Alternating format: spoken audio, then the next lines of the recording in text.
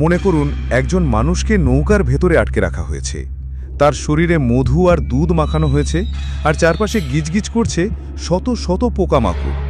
অপরাধ শাসকের বিরোধিতা করা। হ্যাঁ, এটিই ছিল এক সময়কার শাস্তি। আজ হলে এমন ঘটনা মুহূর্তেই ছড়িয়ে পড়ত সংবাদ মাধ্যমে। মানবাধিকার কমিশন থেকে শুরু করে গোটা দুনিয়া ক্ষোভে ফেটে পড়ত। আপনিও হয়তো এর বিরুদ্ধে প্রতিবাদে নামতেন।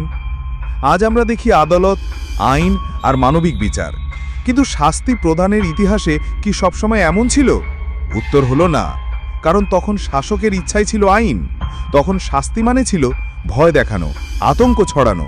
চলুন সময় আর মহাদেশ ভেদে দেখে নিই সেই সব ভয়ঙ্কর শাস্তির কথা, যেগুলো আমাদের মনে করিয়ে দেয় ক্ষমতা প্রদর্শন আর আতঙ্ক সৃষ্টির প্রবণতা কিভাবে বিচার ব্যবস্থাকে নিয়ন্ত্রণ করত। মানব সভ্যতা প্রথম কোথায় শুরু হয়েছিল মনে আছে তো? হ্যাঁ, ঠিক বলেছেন, মেসোপটেমিয়া, অর্থাৎ বর্তমান ইরাক। আর এই ইরাকেরই ঠিক পাশের দেশ ইরান, যার প্রাচীন নাম ছিল পারস্য। প্রাচীন পারস্যে প্রায় 400 খ্রিস্টপূর্বাব্দে রাজা আর্টাক্সার্ক্সিস II তার শাসনাকালে রাষ্ট্রদ্রোহের শাস্তি ছিল স্ক্যাফিজম। চলুন জেনে নেওয়া যাক কি এই স্ক্যাফিজম। অপরাধীকে প্রথমে খাওয়ানো হতো প্রচুর পরিমাণে দুধ আর মধু। না, পুরস্কার হিসেবে নয়। এরপরই তার জন্য অপেক্ষা করত দুটি কাঠের নৌকা, যার মাঝখানে অপরাধীকে আটকে রাখা হতো, শুধু মাথা, হাত আর পা বাইরে। তারপর সবকিছু সমেত ভাসিয়ে দেওয়া হতো জলাশয়ে।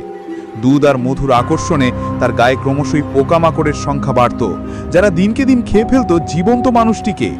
এটি অবশ্যই নৃশংসতা, কিন্তু রাষ্ট্রশক্তির উদ্দেশ্য ছিল ক্ষমতা প্রদর্শন, যাতে এই শাস্তি দেখে আর কারো রাষ্ট্রদ্রোহ করার সাহস না হয়।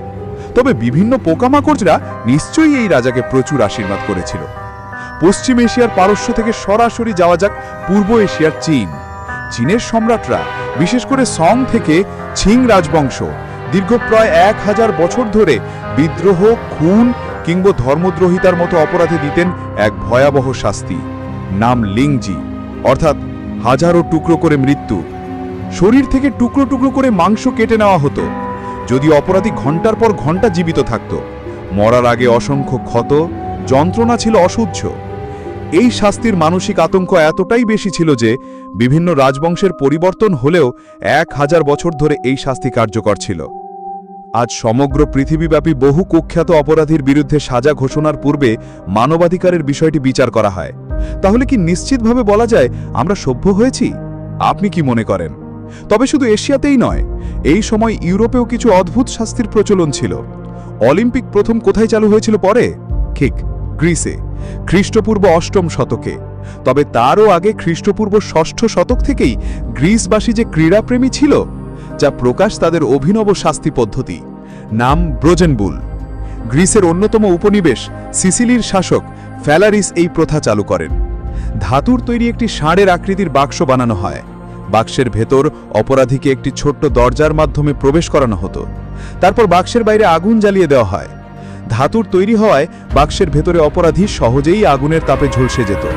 ঝলসানোর পূর্ব মুহূর্তে তার চিৎকার বিশেষভাবে সংযুক্ত নলের মাধ্যমে বেরিয়ে আসত, যা ষাঁড়ের গর্জনের মতনই শোনাত।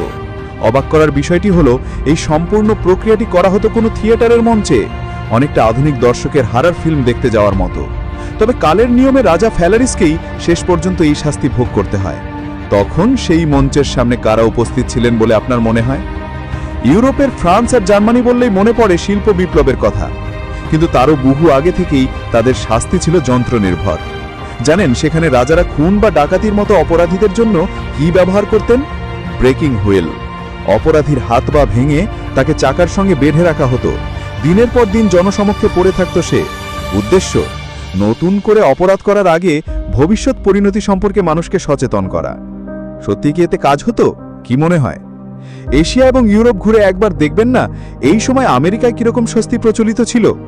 কলোনিয়াল আমেরিকাতে এই সময় পাতি অপরাধী, লোন শোধে অপরাধ কিংবা রাজনৈতিক বিরোধীদের গায়ে গরম আলকাতরা ঢেলে সারা শরীরকে পালক দিয়ে মুড়ে রাস্তায় ঘোরানো হতো। শাস্তিটি দর্শকদের কাছে মজার খোরাক হলেও অপরাধীর কাছে ছিল চরম লজ্জার এবং যন্ত্রণার। হতেই পারে কেউ মনে করতেন এর চেয়ে মৃত্যুও ভালো।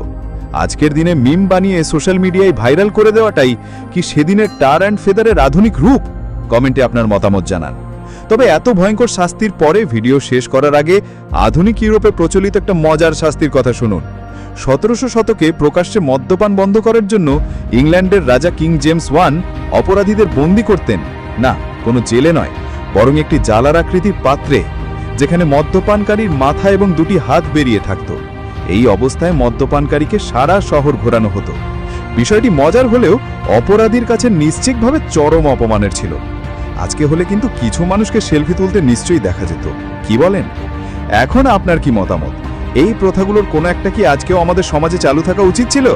কমেন্টে জানান। নাকি আজকের কারাগারই অপরাধীদের জন্য সঠিক জায়গা? তবে পৃথিবীতে কিছু অদ্ভুত কারাগারও রয়েছে। এই রকম সারা পৃথিবীর অদ্ভুত কারাগার সম্পর্কে জানতে দেখে নিন আমাদের অন্য একটি ভিডিও